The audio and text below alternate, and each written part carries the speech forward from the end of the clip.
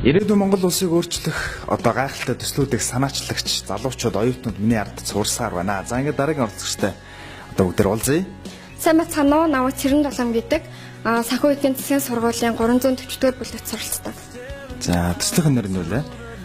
Үйлдвэрлэлээр оюутан залуустай ажлын байр бий болгох аа. Ямар үйлдвэрлэл? Модон үйлдвэрлэл. Энд нөгөө нэг сэтгэл хөгжүүлэх тоглоом, ой тогтоолт сайжруулах тоглоом гэх зэрэг хийдэг үйлдвэрлэл. Мэдээж юу н аливаа ямиг одоо санаачилж хийхэд бол одоо шалтгаан байна.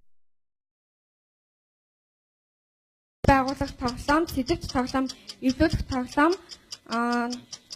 тоглоомны тавиур, таних тэмдэг зэргийг бид нар үйлдвэрлэх юм байнамаа.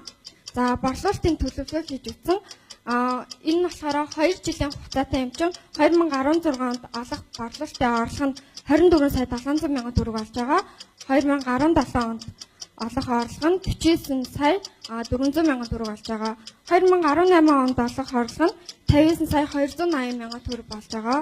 За үр ашигын тооцоо бас хийж үзсэн. Энэнд за би ерөөд нь шууд цэвэр ашиг нь хэлчихье. За 2016 онд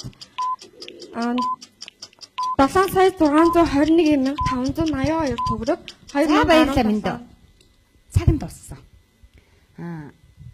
Баярлалаа нэгдүгээрт за өөртөө гоё ихтгэлтэй байлаа.